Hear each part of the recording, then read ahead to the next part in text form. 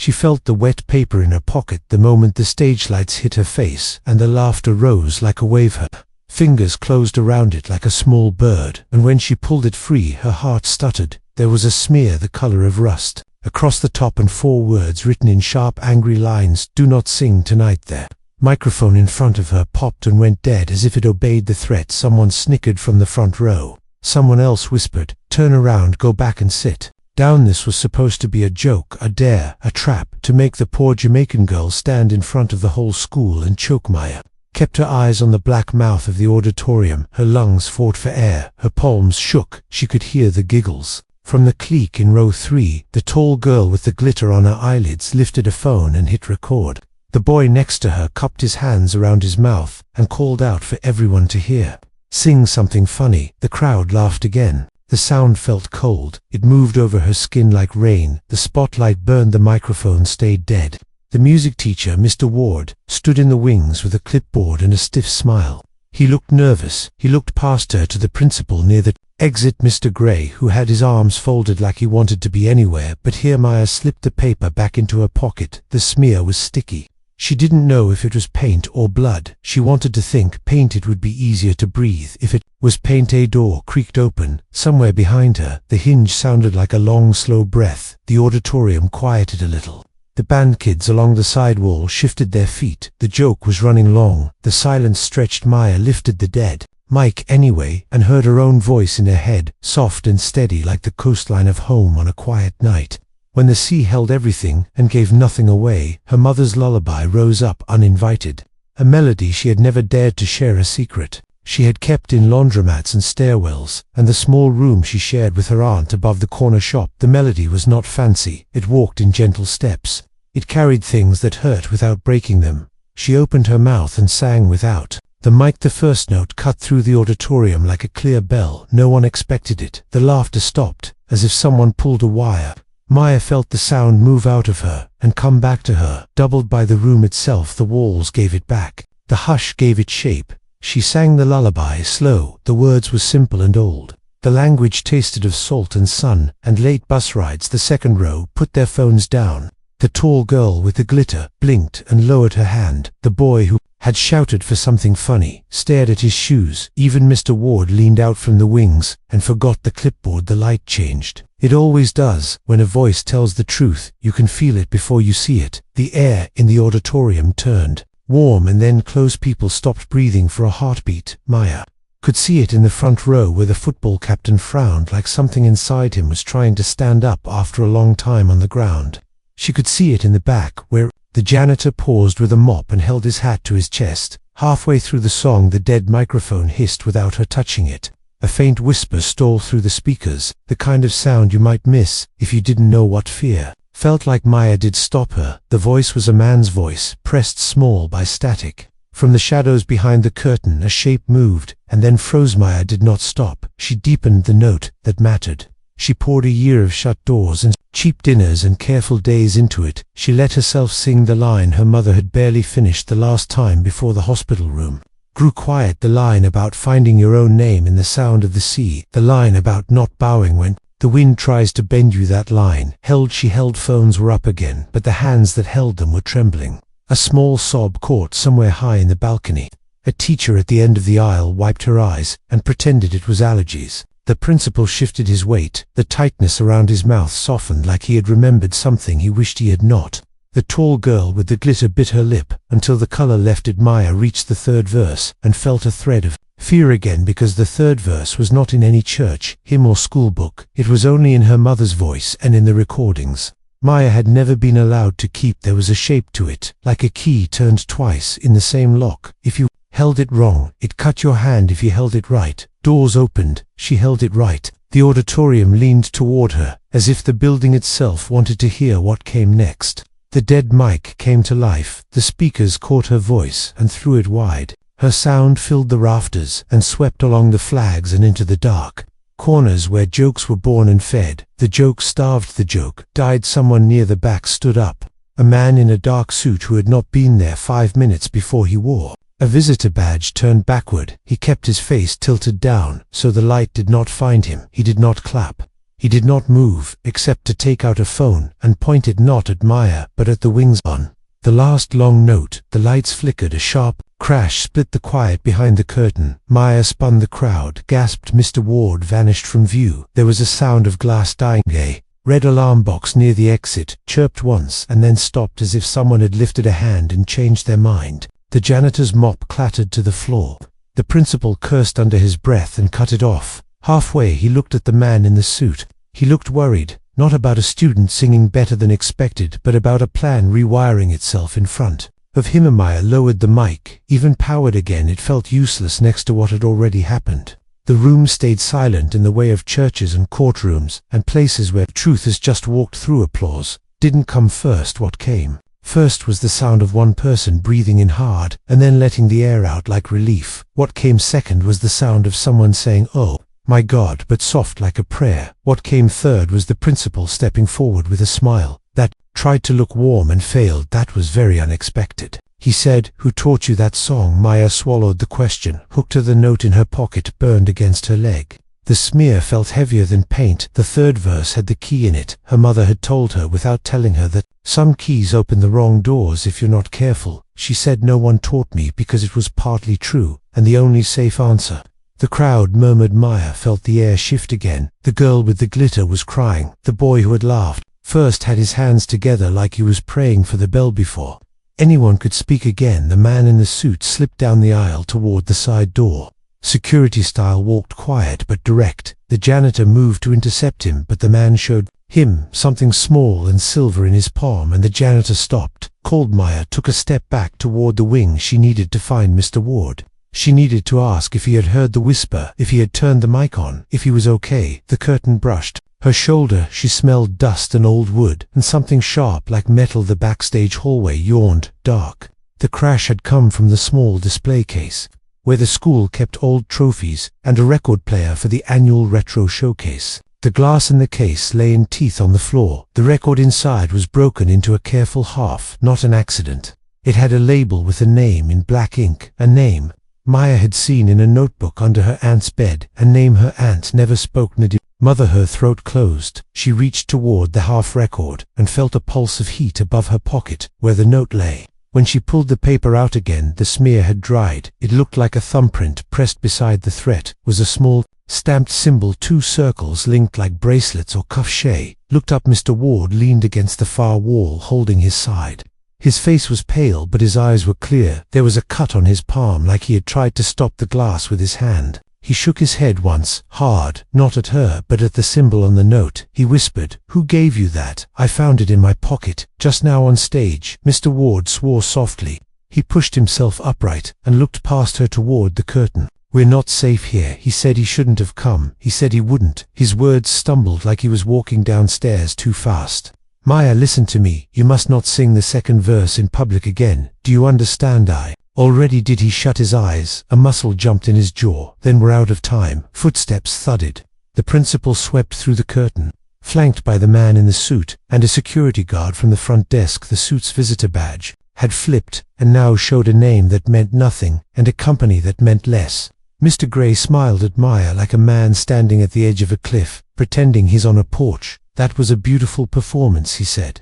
"We'd like to talk to you privately about your future at this school and about that song." The suit's eyes slid to the broken record and back to Maya's face. He didn't look surprised. The security guard rested his hand near his belt and tried to look friendly. Phone buzzed in her pocket. She didn't remember turning the ringer off. She didn't remember putting it there. The text preview glowed on the cracked screen from an unknown number. "No name, no history. Sing the second verse again tonight and you'll learn who your father is." Her stomach dropped. Her father was the space her life kept circling like a storm. She looked at Mr. Ward. He shook his head again, harder this time. He mouthed no. The principal followed her gaze, as if he could taste the word father in the air. "Maya," Mr. Gray said, "where did you learn that melody?" She wanted to say, "At home, in the spaces where we kept our voices small, so the building would not mind." She wanted to say, "I learned it from a woman who gave up her own breath to teach me how to hold mine." She wanted to say, "I do not owe you my song," but the text burned in her palm. The man in the suit took half a step closer. His voice was smooth and nothing like the whisper from the speakers. "Do you still have the sheet music for that piece?" he asked. "We'd love to see it."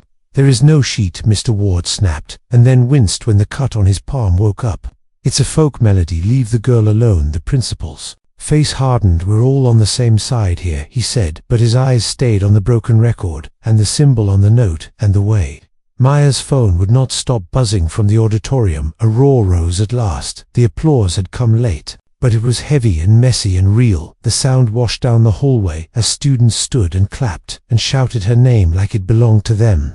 The security guard looked confused. "Do we really need to keep her back?" he asked. "Feels weird." After that, the man in the suit said nothing. He only watched Maya's mouth like he was measuring it for a lock. Mr. Ward stepped between them and her. "You'll speak with her later," he said, "after the nurse cleans this up and after she calls her aunt." The principal opened his mouth and shut it again. The applause swelled. The janitor appeared in the doorway with his hat crushed in his hands. "Sir, they want her back out there for a bow. He said they won't leave till she comes." Maya's phone vibrated a third time. A new text blinked. "Check the piano bench right now." She looked at the old upright in the corner. Its lid was scarred with initials from 100 years of practice. The bench sat a little off-center like someone had left. In a hurry, she hesitated long enough to feel the principal's eyes on her, then crossed the floor and lifted the bench lid. A thin envelope lay inside. Cream paper brass clasp, her name written on the front in a hand that shook but carried a rhythm. She knew in her bones she didn't need to open it to understand who had written it. She did anyway. Her fingers would not stop until they had inside was a small cassette wrapped in tissue and a second note with the same linked circles stamped in. The corner of the handwriting was the same as the envelope. The words were not meant. "If they ever make you sing for their amusement, sing the second verse and listen for the door that opens." Nadia. Maya felt the room tilt. The principal took a step forward. The man in the suit took one faster. Mr. Ward lifted his bleeding hand like a stop sign from the stage. Someone shouted her name again, louder. Now more voices together. The applause had turned to a chant. The principal forced a smile that looked like a crack. "Let's all keep calm," he said. "Maya, you'll give a quick bow and then we'll have a chat in my office. We'll keep the door open. You can bring your guardian. That's fair, isn't it?" Maya looked from the cassette to the broken record, to the man in the suit, to the linked circles on the note. Her phone shook in her hand. One last text pulsed across the screen before the number vanished and the thread erased itself. "He is not your enemy. He is." The message cut off there. 3 words and a blade of silence. The curtains rustled. A second envelope slid across the piano top as if pushed by a careful hand from the other side. No one stood there. The paper halted against her wrist. Its edge held a fresh smear, the color of rust. She lifted it with a breath she could not spare and felt the whole room lean with her. The principal's smile thinned. The man in the suit unclipped his visitor badge. The security guard's friendly look broke into worry. Mr. Ward whispered, "Don't," and "do" in the same breath, like a man arguing with time. Maya opened the second envelope and found a single photograph of a young man holding a baby by a window. The baby wore a bracelet made of 2 small interlocked rings. The man's face was turned half away, but the curve of his jaw could have been Maya's. The back of the photo had 4 words written fast, as if the writer had been chased. "Sing tonight, find Mitha auditorium chant." Hit the hallway like surf. Someone yanked the side door. The latch clicked. The hinge gave that same long creak as before. Maya lifted her head. The door was opening again, only this time the person stepping through was not a student or a teacher or a man in a suit. Was the woman who ran the little corner shop below Maya's room, the woman who had never once come to the school, the woman who kept a locked drawer under the register and said not to worry about either. And she looked at Maya, and then at the principal, and then at Mr. Ward, and then at the man with the visitor badge, and in a voice Maya had only heard once before. "At a hospital," she said, "everyone steps away from my niece right now." The hallway froze. The chant outside swelled. The man in the suit reached into his jacket like a reflex and then stopped when he saw the look in the aunt's eyes. Maya held the photograph in one hand and the cassette in the other, and felt the moment split like a road at midnight. One way toward answers that could burn, and one way toward safety that could cage. Behind her, the piano hummed with the last note she had sung, as if Wood could remember what now. The hallway pulsed with silence, and the chant of her name poured in from the auditorium, like waves slamming against rock. Her aunt stood rooted near the curtain, her voice still sharp in the air, demanding everyone step away from her niece. Maya gripped the cassette in one hand and the photograph in the other. her heart galloping like it wanted out of her chest. She could feel the weight of the note in her pocket like fire. She could feel the stranger's eyes on her like knives. Mr. Ward leaned heavy against the wall, his palms streaked red, but his stance hard and unyielding. He seemed ready to collapse, yet would not give ground. The principal, Mr. Gray, forced another smile that felt like teeth, showing with no warmth in it. He motioned to the suited man with a twitch of his head, but the aunt's gaze froze them all in place. It was a gaze that said she had carried heavier battles on her back, and would do it again without shaking. Maya's throat burned. Her last note still humming inside her. She could almost taste the echo in her teeth. She knew something had shifted once the second verse was sung, once the broken record had appeared, once the photograph had surfaced. Nothing could go back now. She looked at her aunt and saw a flicker of recognition in the woman's eyes, not at her, but at the photo, the interlocked rings shining faintly in the dim backstage light. The suited man cleared his throat, as if to break the spell. He spoke in a voice calm and rehearsed, but there was a current underneath it, like water moving fast beneath ice. He said the school appreciates her gift, and that her song carried cultural value that should be documented for history. His words pretended kindness, but his eyes measured the cassette in Maya's fist like a wolf measuring distance to prey. Her aunt cut him off with one sentence, "No one here will touch her voice." And the words fell like stones, leaving no space for argument. Maya had never heard her aunt sound like that. Every syllable carried weight, like memory and grief twisted together. The security guard shifted uneasily, as if he too felt the air crack with something older than any policy. Mr. Ward whispered again, his breath ragged, "We need to leave now." He looked not at Maya but at her aunt, as if asking permission, and in that look Maya understood there was a thread of history between them, one she had never been told about. Her aunt's lips tightened, but she gave a single small nod. The principal tried to block the way, raising a hand like he held authority, but his voice cracked when he said, "Stay just a little longer, Maya. We need to understand where this comes from." He gestured vaguely toward her throat, but his gaze stayed locked on the photograph in her hand and the broken record on the ground. His voice held fear. Not wonder Maya's aunt stepped closer until she was eye to eye with him. She said softly but sharp, "You knew this day would come. You tried to bury it. You should have let her mother's name rest." Mr. Gray paled, his lips parting to answer, but no words came, and that silence spoke louder than any confession. The chant outside grew louder, pounding like a drumbeat through the walls. Maya's name over and over, her classmates calling not mockery but demand. They wanted her back on stage. They wanted more, and the sound pressed against the door like a storm threatening to break through. Maya clutched the cassette tighter. The tissue paper, crinkling her hand, trembled with questions. Who was the man in the photograph? Why did her aunt look at it like it was a wound that never healed? Why did her mother's name appear on the broken record? Why had the note warned her not to sing, yet also pushed her toward the second verse? She felt torn between hunger and dread, between the urge to find out the truth and the urge to flee from it before it consumed her. The suited man stepped forward again, ignoring her aunt, this time his badge swinging. He said in a voice lower than before, "Miss, we have a program, a scholarship. We can help you. If you cooperate, you will go far farther than this school can ever take you." He reached out a hand, not to her but toward the cassette still wrapped in tissue. Before he touched it, the janitor stepped from the corner. His mop abandoned his hands, trembling but steady. He positioned himself between Maya and the suited man, his voice quiet but firm. "Leave her alone, sir," he said. "She owes you nothing." The man sneered, but his sneer faltered when the janitor pulled something small from his pocket, not a weapon but an old silver key with the same interlocked circle symbol etched into its head. The symbol glinted under the dim stage light. Maya's breath caught. She recognized it instantly, the same mark that had been stamped on the notes, the same shape that seemed to follow her tonight. The suited man froze, recognition flashing across his face. His calm mask broke for a flicker of a second, then snapped back, cold. But that moment was enough. It told Maya that he knew what the symbol meant and feared either. Aunt seized the chance. She took Maya's hand, hard, pulling her away from the piano, away from the curtain. She whispered into Maya's ear, "Do not let go of the cassette. Do not show anyone that photograph. Not yet." She marched toward the back exit, her jaw set. Mr. Ward limped beside them, the janitor trailing behind, still holding the key like a banner. The security guard looked torn but did not follow. The principal shouted after them, his voice cracking again, "If you leave now, you put everyone in danger, Maya. You do not understand what you carry." The door banged behind them. his words swallowed by the hallway. They emerged into the cool night behind the school. The air smelled of damp grass and oil, the faint hum of the city drifting in the distance, the stars above blurred by clouds.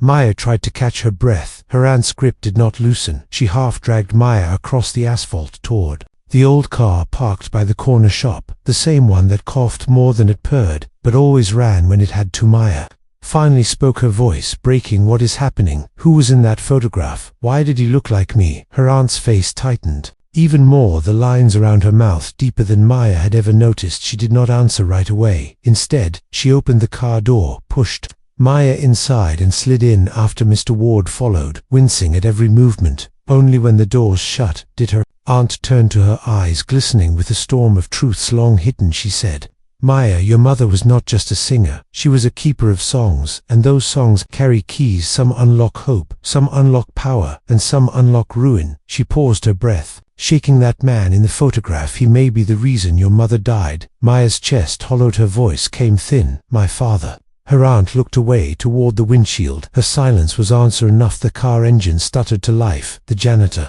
appeared suddenly, tapping the window, still holding the key. Her aunt rolled it down just a crack. He pressed the key into her hand and whispered, "It belongs to her now. Guard it well." He glanced at Maya, then disappeared back into the night, like he had never been there. The drive through the sleeping town was heavy. No one spoke. The cassette lay on Maya's lap like it pulsed with heat. The photograph burned in her memory, her aunt's knuckles white on the steering wheel, Mr. Ward's breath rough beside her. She felt trapped between them, between the weight of what she had sung and the secrets they carried. When they reached the corner shop, her aunt killed the engine and turned to Maya with a look that broke and hardened at the same time. She said, "You must decide soon, child, whether to keep singing or to silence the voice your mother gave you. But know this, every note has a cost, and the wrong people already know you exist." Maya clutched the cassette until her nails bit into her palm. She thought of the crowd chanting her name, thought of the photograph, thought of the texts on her phone, thought of the whisper through the speakers. She realized she had stepped into a story that began before she was even born, a story her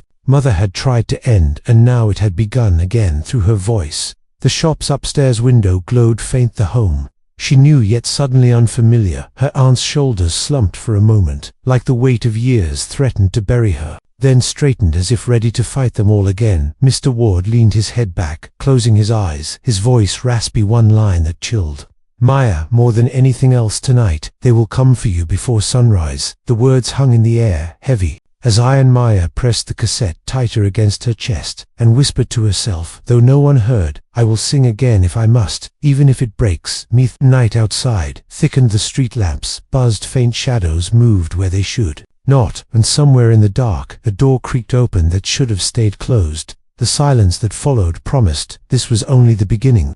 Old corner shop sat quiet in the night, its windows glowing with the faintest light, the kind that came from a single lamp burning upstairs. Maya sat on the edge of the car seat, her hands still clutching the cassette, her eyes heavy but wide. Her aunt stepped out first, scanning the empty street with a gaze sharp enough to slice shadows. Mr. Ward followed slowly, each step careful, his breath uneven, his hand still pressed to his side. Maya lingered inside the car, feeling the heaviness in her chest, like something alive pressing against her ribs. Her aunt opened the passenger door, firm voice telling her, "Come inside quickly, before anyone sees you." Maya obeyed, slipping out, her sneakers scuffing against the ground. The street was too silent. No crickets, no cars, even the wind seemed to be holding its breath. She glanced up, and for a second swore she saw a figure standing across the street, under the broken lamppost. But when she blinked, the space was empty again. Inside the shop, the air smelled of spices, soap, and old wood, the familiar scents of her life.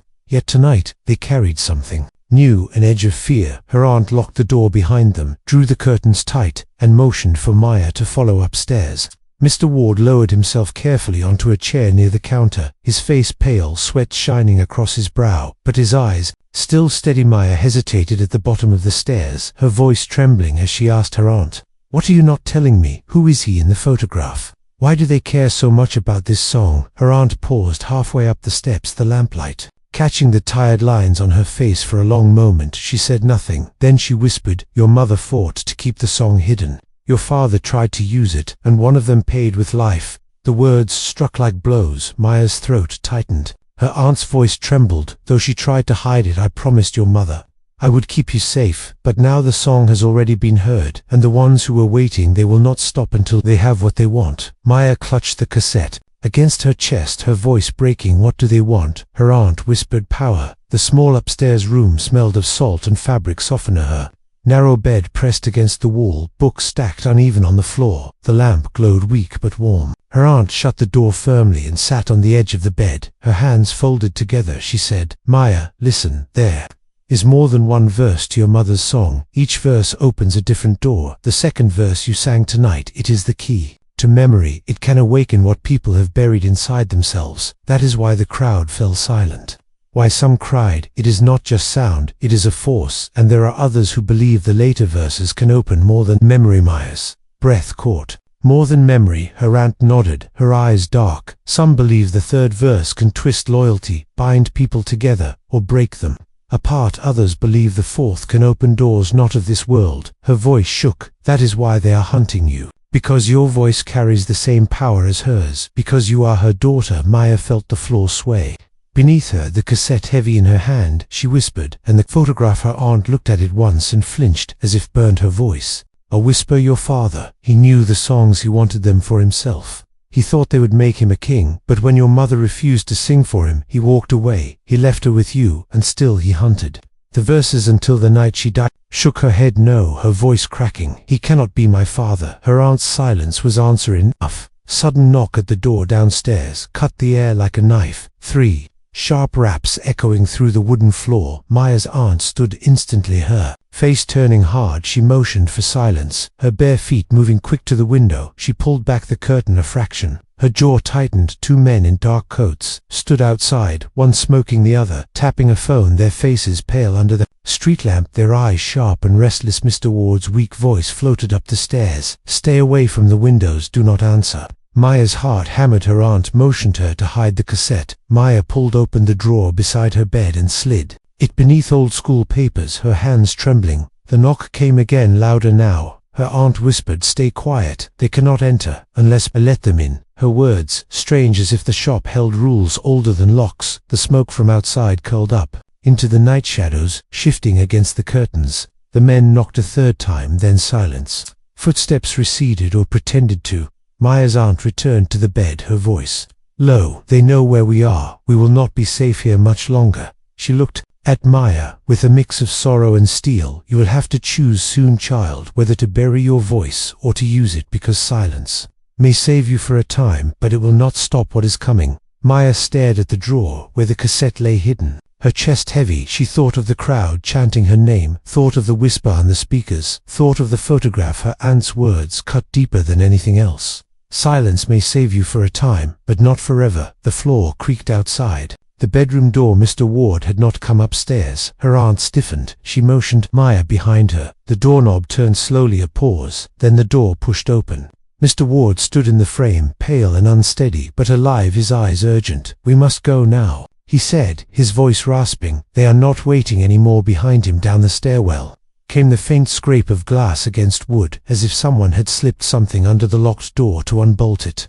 Maya's aunt moved swiftly, grabbing a small iron box from beneath the bed. She snapped it open. Inside lay a folded scarf and an old photograph of Nadia, younger, brighter, with the same eyes as Maya, and beside her, a man whose face was turned away. Her aunt pressed the scarf into Maya's hands tightly. "Your mother's," she said. "Never let it go." She snapped the box shut and pulled Maya toward the window, not the stairs. The window opened to the fire escape, rusted and shaky, but leading to the alley below. Mr. Ward whispered, "They are inside already. Hurry." Maya climbed through her aunt, pushing from behind, the night air cold against her skin. She gripped the railing, felt it tremble, her shoes scraping against the metal as she descended the alley, dark and close, her breath clouding in the air. They reached the ground, her aunt guiding her into the deeper shadows, Mr. Ward following, limping but determined behind them. The window creaked open, light spilling onto the escape, footsteps heavy on the metal. They ran through the alley, the sound of pursuit behind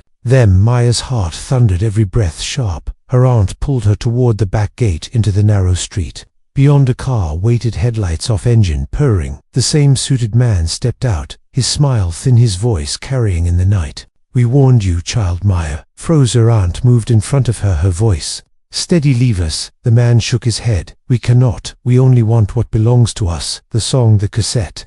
The girl, Mr. Ward, placed himself between them, though his body shook with weakness, his voice firm. "She belongs to no one." The man's eyes narrowed, then flicked toward Maya, a signal barely visible. The other man stepped from the car door, sliding open. Maya felt the scarf in her hand, warm against her palm, the song stirring inside her chest, the verses whispering. She could almost hear her mother's voice in the air around her, telling her to stand, telling her to sing. Her aunt whispered fiercely, "Do not do it, not now, not here." But Maya's throat ached with the truth swelling inside her, her name still echoing from the crowd, her voice longing to break free. The suited man's hand rose, his signal clear. The second man reached inside his coat. Something metallic glinted under the moonlight. Maya closed her eyes and let the note escape. It started soft, but carried strength.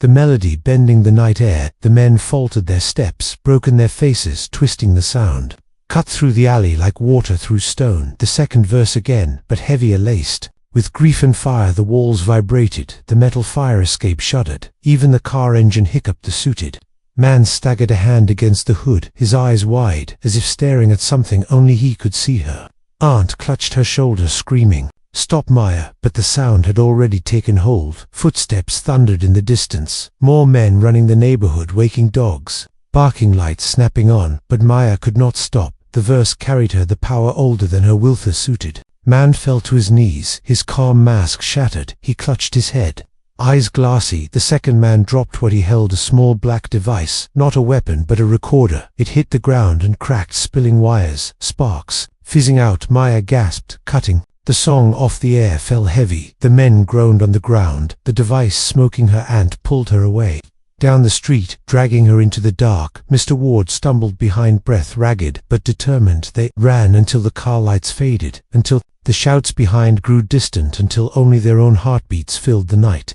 Maya collapsed against a brick wall, chest heaving, the scarf clenched in one hand, the photograph in her pocket, the cassette still hidden upstairs. Her aunt crouched beside her, face pale and furious. "You do not understand what you are carrying," she hissed each time.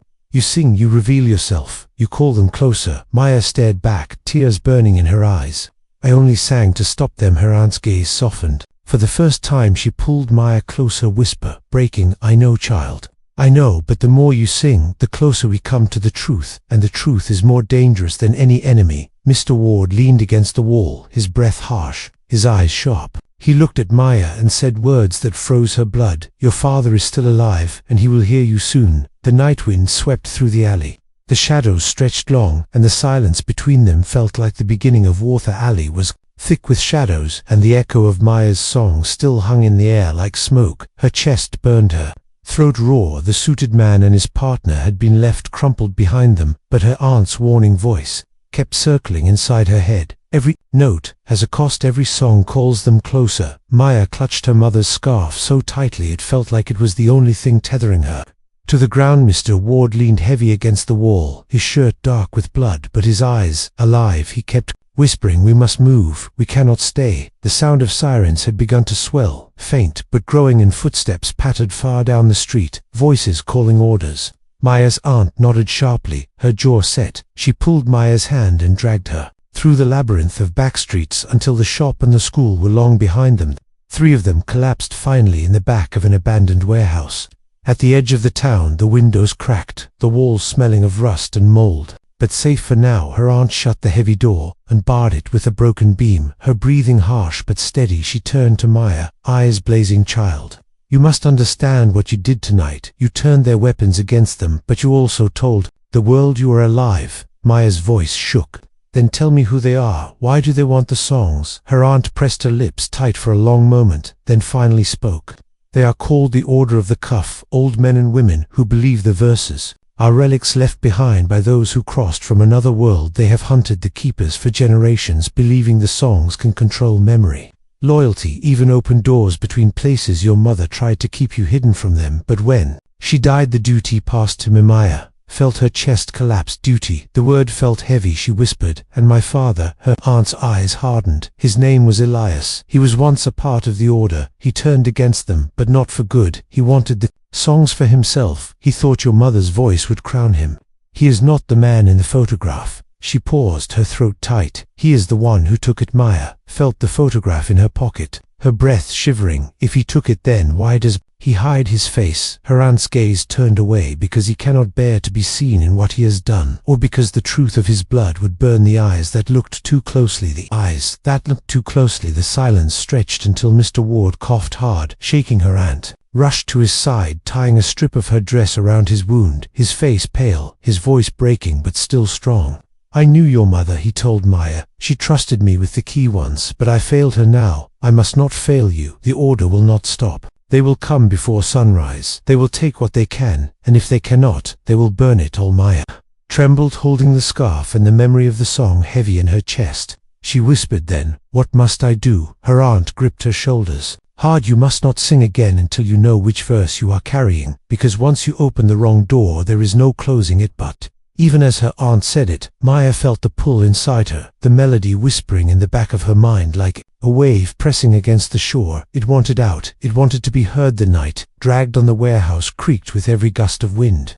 Maya lay awake on the cold floor, her eyes on the broken beams above her. She thought of her classmates chanting her name, of the silence that had fallen when she first sang, of the way the suited man had fallen to his knees. She thought of her father, Elias, hiding somewhere in the dark world, listening, waiting, and she wondered if she would know his face. If she saw 8 hours passed, and then without warning, the silence outside broke. Headlights swept across the cracks in the board's engines, low and heavy, the crunch of boots on gravel. Her aunt snapped awake, pulling Maya upright. Mr. Ward staggered to his feet, his face grim. "They found us." The door shuddered once, twice, then splintered under the weight of a boot. The ordermen spilled inside, coats, dark eyes, cold. They carried no guns, but something worse, small metal devices humming, faint circles engraved like the symbol on the notes. Maya's aunt pulled her behind a stack of crates, shouting, "Run!" But there was nowhere to run. The back wall was sealed, the windows boarded. The suited man entered last, his face bruised from before, but his smile thin. He said softly, "Child, you cannot fight us. You have what we want. We will not hurt you if you give it to us." He stretched his hand toward the pocket where Maya's scarf was clenched. Her aunt bared her teeth. "No," she screamed, "you will not have her." But the men closed in, tightening the circle. Maya's breath shook. The scarf in her hand felt hot, almost burning. She remembered her mother's handwriting on the note. "If they ever make you sing for their amusement, sing the second verse, and listen for the door that opens." She had already sung it twice, and something had answered. But what door had she opened? "Ah!" Suited man nodded at his partner, who lifted the humming device higher. The sound grew sharp. Maya felt her skull vibrate, her knees weak. She almost dropped the scarf, but then Mr. Ward roared and slammed himself into the man, knocking the device from his hands. It clattered across the floor, sparks spraying the warehouse, filled with chaos, shouts, curses, boots pounding. Her aunt shoved Maya toward the corner door hidden behind crates. She kicked it hard until the lock snapped. Light spilled in from the alley. "Beyond!" "Run!" she screamed. "Run now!" Maya obeyed, stumbling into the night, her aunt right behind her, Mr. Ward struggling to follow, his steps staggering. The ordermen shouting, chasing. The alley twisted and turned. Maya ran until her lungs burned her aunt's hand, never letting go. They burst into the open street, and their waiting was a van, its side door open, a figure waving them inside. Maya froze. At the sight of his face, it was the same jawline, the same eyes half hidden as the photograph, the same man holding the baby, her father. Her aunt screamed no, but it was too late. Maya's feet slowed, her eyes locked on him. He looked older, harder, his hair streaked with gray, but his eyes bright with recognition. He held out his hand, voice smooth. "Maya, come with me.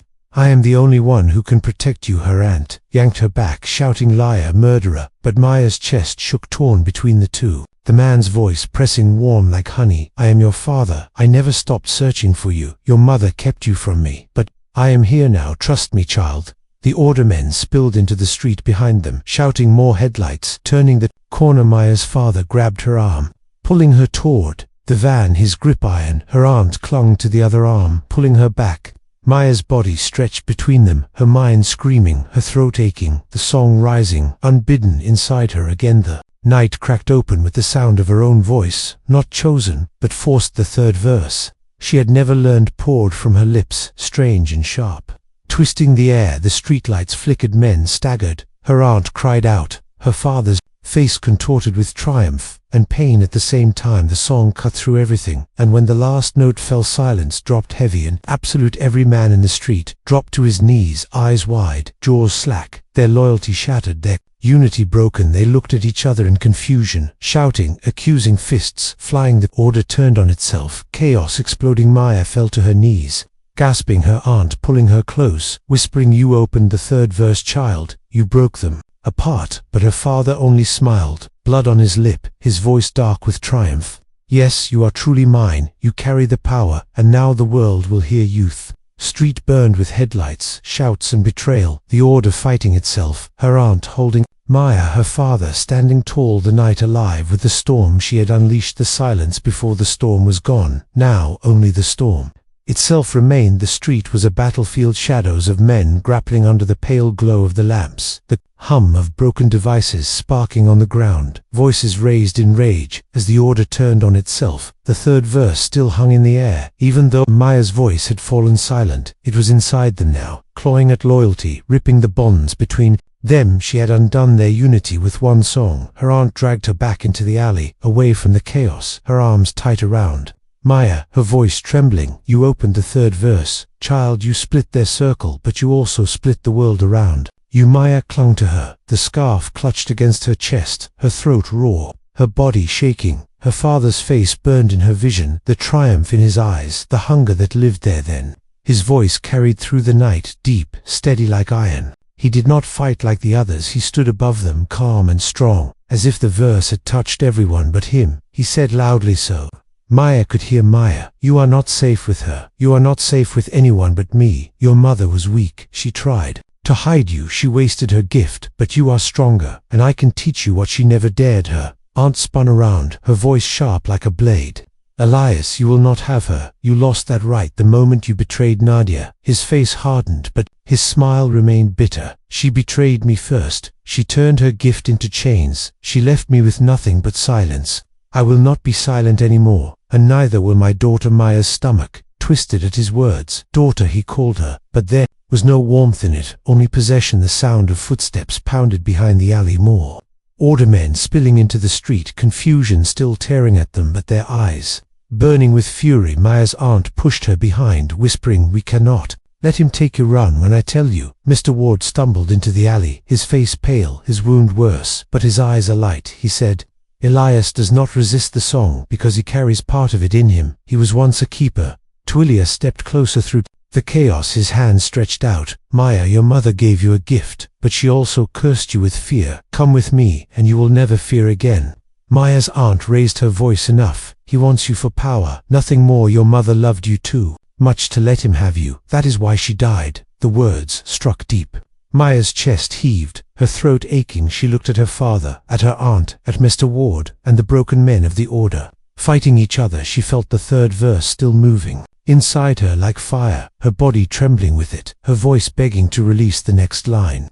Though she did not know what it would do, she whispered to her aunt, "What if he is right? What if I was meant to sing?"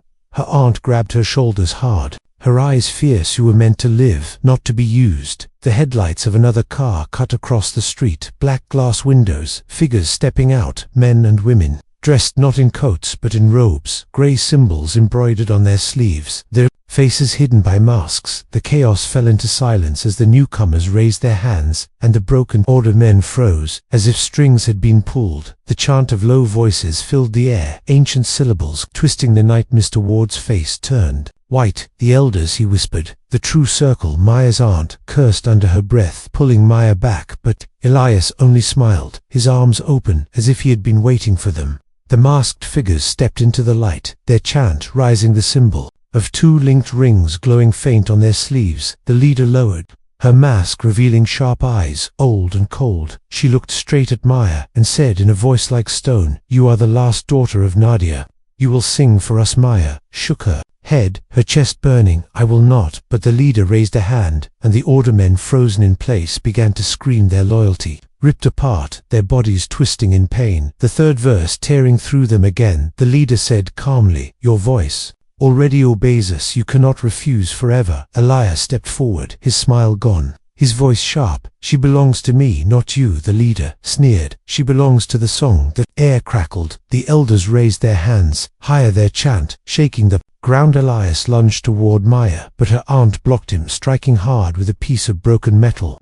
Mr. Ward shouted to Maya, sing, but choose carefully, not the fourth, not yet. Maya's throat filled with sound, her heart torn, her mind screaming. She thought of her mother's lullaby. She thought of the note, the cassette, the photograph. She thought of the door that would open when the verse was sung. Her aunt shouted again, child, sing for yourself, not for them, sing to survive. Maya lifted her head, the fourth verse bursting out without thought, her voice sharp and soaring. The sound ripped the air apart. The lampposts, shattered glass raining down the ground, trembled cracks racing across the pavement. The masked elders staggered their chant. Broken Elias clutched his ears, shouting in rage. The order men fell, screaming. The night split open at the far end of the street. A black void yawned wide, a door of nothingness swirling with light and shadow. The song had opened it. Maya fell to her knees, gasping, her voice gone, her chest hollow. Her aunt pulled her back from the edge, shouting, close it. Maya, close it, but the door only widened, sucking in the broken devices, the fallen men, even the air itself. Elias shouted above the roar, his face twisted with hunger and triumph. Maya, this is what you were born for. The door between worlds opened because of you. Come with me and we will rule it together. The elders cried out in fury, their chant scrambling to regain control, but the void consumed, their voices pulling them closer. Maya clutched the scarf her mother sent, faint still lingering. She remembered the words of the note, if they make you sing, sing the second verse, and listened for the door. She had sung more than that, and the door had answered. She whispered to herself, not all doors are meant to be opened. Her aunt's voice broke with desperation. Maya, if you go through that door, you may never come back. The void widened, the roar deafening. Elias reached out his hand again, his eyes wild. Maya stared at him, then at her aunt and Mr. Ward, then at the door, her heart splitting, her body trembling, the song inside her still burning. She had one verse left unspoken, and she knew if she sang it now, there would be no turning back. The night froze, the choice heavy, the void waiting, her father smiling, her aunt weeping, the world holding its breath, and Maya drew in air, her lips parting as the final verse rose from the deepest part of her soul. The void roared like a storm, swallowing the street, the ground split beneath them, the air torn by winds that came from nowhere. Elias stood with his hand outstretched, eyes blazing, triumph written across his face. The masked elders clutched each other, their chants broken, their robes whipping in the gale. Mr. Ward leaned against the crumbling wall, blood streaking his shirt, but his gaze locked on Maya. Her aunt's arms wrapped tight around her, trying to hold her back from the pull of the darkness. Maya's chest heaved, her throat raw, her body trembling with the force of the verses still burning inside her. The scarf in her hand, alive with her mother's scent, the photograph in her pocket pressing against her skin, the cassette still hidden back at the shop waiting. She had sung the first three verses, and each had opened wounds and doors. Now the fourth had torn reality itself, and the last one still waited inside her, a final choice, her mother's gift and curse. Elias shouted above the roar, Maya, this is our destiny, you and I. Together, no more running, no more fear. You can shape the world with me. Your mother was weak, but you are strong, stronger than she ever dared to be. Come to me, and we will rule what lies beyond the door. Her aunt's voice broke with desperation. Child, listen to me. Power without love is nothing. Your mother died to keep you free. Do not throw that away. She clung tighter, her face streaked with tears. If you sing the last verse, sing it for yourself, not for him, not for them, not even for me. Sing it for the girl you are. The masked elder raised her hands, voice cutting through the gale. You cannot stop it. The last verse will bind you either to us or to him. There is no other path. Her words cut sharp, but Maya's heart knew they were lies. Her mother's lullaby had never been chains. It had always been love. Maya looked at Elias, his eyes hungry, his smile twisted at her aunt's eyes full of fear and faith, at Mr. Ward's battered face, still holding hope. She looked at the void swallowing the night, and she understood this was never about power. It was about choice, about what she would carry forward and what she would let die with the past. She rose to her feet, the wind whipping her hair, the scarf flaring like wings. She closed her eyes and opened her mouth, and the last verse poured out, not like fire, not like chains, but like water, cool and steady and endless. It flowed from her chest into the night, soft yet stronger than any roar. It carried the sound of home, of her mother's hands washing dishes of laughter through thin walls of the sea, touching the shore and pulling back again. It was not a weapon, it was a Laster. Void shuddered, the roar faltered, the light bent inward and began to fold upon itself. The masked elders screamed, their bodies dissolving into dust. Elias staggered, his eyes wide with fury and disbelief. "No," he shouted. "You cannot waste it like this. You cannot throw away what we could have been." His hand reached, but the wind pulled him back, dragging him toward the collapsing void. Maya's eyes opened, glowing with tears, but steady. She sang the last line, and the door closed in silence, snapping shut like a heartbeat, ending. Ilias's scream cut off, his figure swallowed in the darkness. Gone, the elders gone, the street quiet once more. The wind stilled, the night settled, the lamps flickered back to life. Only broken glass and silence left. Maya fell to her knees, her aunt catching her, Mr. Ward kneeling beside them, tears streaking his face. The world had not ended, but it had changed. Her aunt cupped her face, whispering, "You chose right, you chose love." Maya whispered back, her voice ragged, "I chose her, my mother, and the girl she raised, not the power." Her aunt held her tight, rocking her as if she was still a child. Mr. Ward whispered, "Your mother would be proud." The street was empty now, but safe, the danger gone, at least for tonight. Maya knew the songs still lived inside her, knew others might come for them, but she also knew she was no longer afraid. She had sung the last verse, and it had not bound her. It had freed her, the truth, heavy but healing. She was not a weapon.